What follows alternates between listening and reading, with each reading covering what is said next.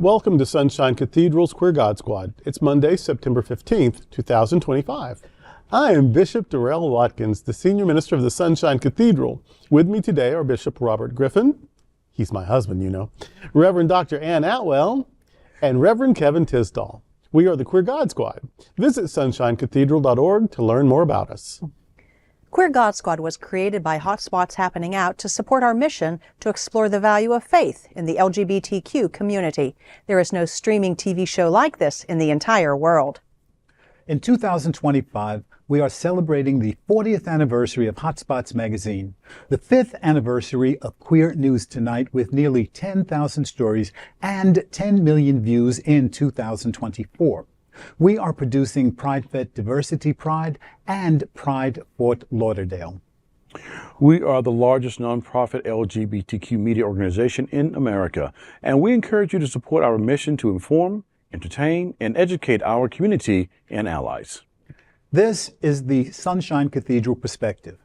Prayers for Alligator Alcatraz. Last month, Sunshine Cathedral bishops Durrell, Watkins, and Robert Griffin joined interfaith leaders from across the state of Florida to pray at Alligator Alcatraz and for the detainees therein. Not all detainees were afforded due process, and the conditions of the center are utterly unacceptable. Stories of flooding, air conditioning being turned off, detainees given only a couple of minutes to eat, inadequate water pressure for flushing toilets, uncontrolled mosquitoes, dozens of people sharing quarters referred to as cages. And there was even a story of someone being held in a hot box for 4 hours. The questionable legality, the lack of ethics, the absence of human compassion, and the unhealthy living conditions were what brought faith leaders across the state to pray for justice and for better treatment until justice prevails. Sunshine Cathedral was present for the inaugural prayer vigil, which takes place every Sunday at 5 p.m. Different churches lead each vigil. On September 28th, Sunshine Cathedral in Fort Lauderdale and Joy Metropolitan Community Church of Orlando will co-host the vigil. All persons of faith, any faith, whether they be clergy or lay, are invited to attend the vigil. For more information, visit sunshinecathedral.org. I tell you, every time we think that this government has reached its just lowest point, something like Alligator Alcatraz comes up. And I don't understand how there is not a larger groundswell against this disgusting facility. Anybody, and the bishops have been there already, has been near that facility, can easily see that it's not suited for human habitation. For anyone to say anything different, I think it goes against whatever we believe in, because that spot was picked because of what it is, a cesspool. Yeah. We have to understand that it was not a mistake that this site was picked. It is not a mistake that our Republican governor was the one who pushed it. It's not a mistake that we say that it's impossible to build infrastructure, and this piece of crap was built in days, weeks really. And it is now inhabited by human beings in cages without any kind of hygienic safety. I just don't understand why that vigil isn't attended by thousands of people every single Sunday. Yeah. Our first week there were about 75. Yeah, not 700, about 75. Yeah. But you know, we've been desensitized over the last 4 decades. Like things just get worse and worse and worse and worse. So, you know, it's like the frog in the boiling water. You know, we get used to it and used to it, and then we just don't notice until we've been boiled to death. There was even a story when we were there, because the water pressure being so low that the toilets won't flush properly, that people have to scoop out feces by hand to get it out, or else you just have to sit there with feces in your room or whatever. There has been some sort of some ruling that they have to stop building right now. Buildings such as it was, they were basically intense. Yeah. But but that doesn't do anything for the people who are already there. Yeah. Right. So I don't know where that's going to lead. We're going to keep until there's some clear improvement. We're going to keep gathering and praying every week But yeah, this is so beyond the pale of what you would just think is human. Of what you would just think it doesn't matter. Let's say that every single one of them broke a rule. None of them took food out of our mouths. In fact, a lot of them did work that put food in our mouths. None of them took food out of our mouths. None of them took money out of our pockets. None of them. They are historically undocumented immigrants, super law-abiding because they can't afford to be caught.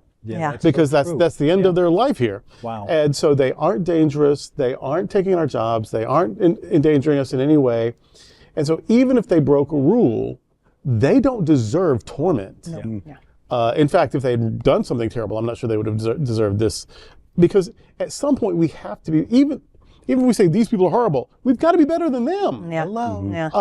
And we aren't. We right now are not listening to the better angels of our nature. You know, I think one of the things that keeps my attention on this particular detention facility is follow the money.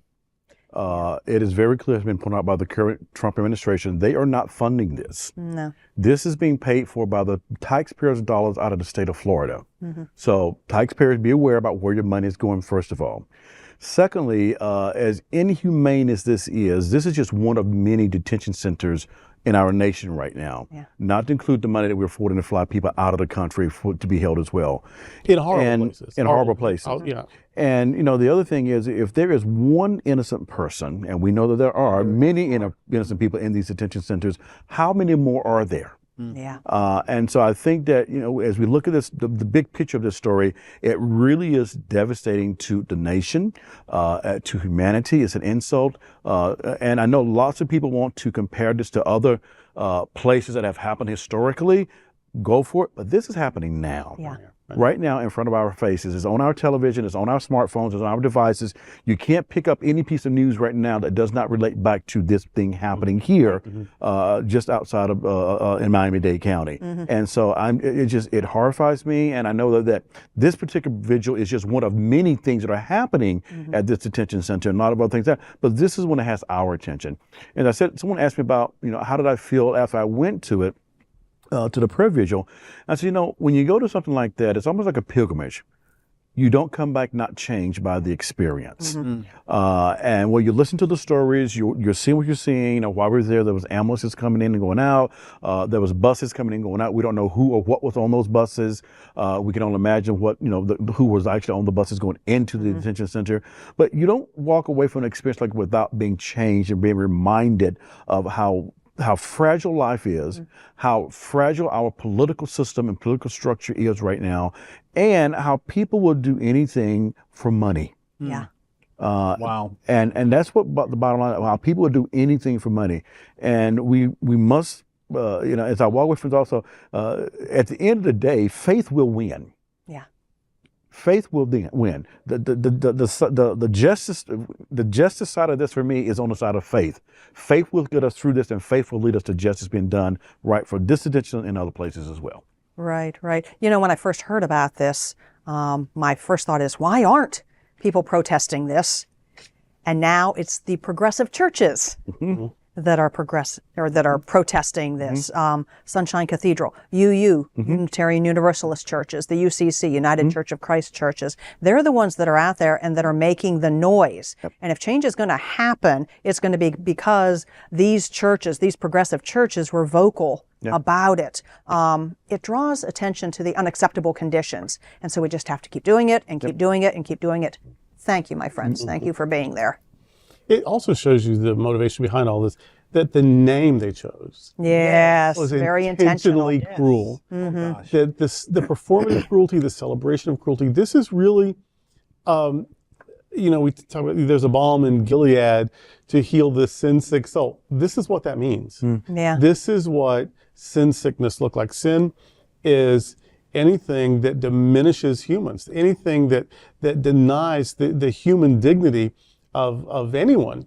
That's what sin is. It isn't that you swore or that you had one drink too many or that you missed church on a Sunday. That's also silly. But that you dehumanize people, that you make people's lives needlessly more difficult, that's what sin is. Yes. And so America has a sin-sick soul right now. And praying to Jesus or taking communion or going to confession, that's not what's going to fix it. What's going to fix it is us deciding to be human again. It's a decision, it's an effort, it's commitment. And we better get to it. Because if we're going to treat anybody that way, we can be treated that way. And it's already happening. It started with gutting the Voting Rights Act. It was soon followed by taking away women's bodily autonomy. It then was followed by demonizing trans people. Now immigrants, sometimes who are properly documented, doesn't matter.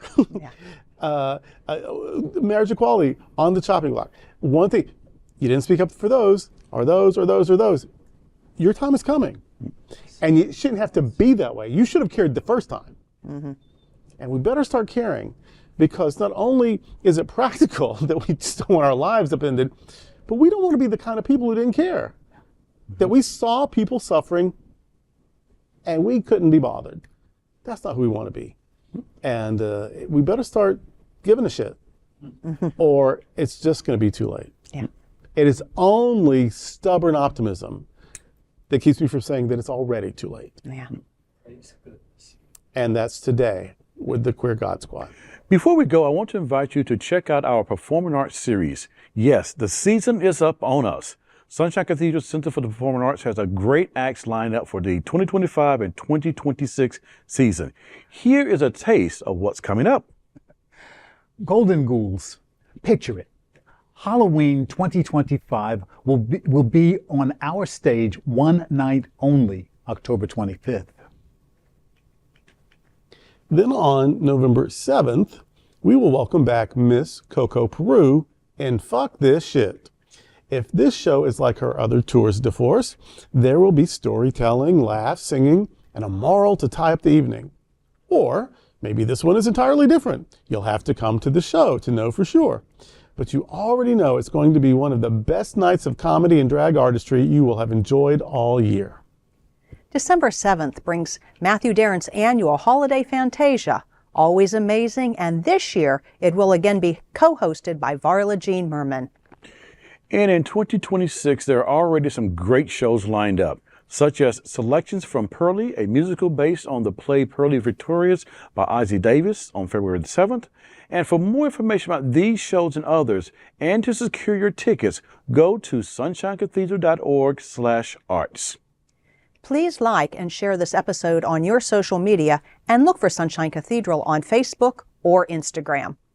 You can also like our individual pages on Facebook. Remember to visit sunshinecathedral.org frequently. There you will find Bishop Talk, where Bishop Durrell and I interview queer religious leaders, activists, and scholars. Thank you for joining the Queer God Squad today. We are here daily at 3 p.m. to have some fun and to discuss what our LGBTQ community is talking about. Sunshine Cathedral is the world's leading progressive queer church. Progressive, queer, and God are words that naturally should go together. Remember that we're all in this together. Also remember, you are God's miracle, not God's mistake. Until next time, we are the Queer God Squad.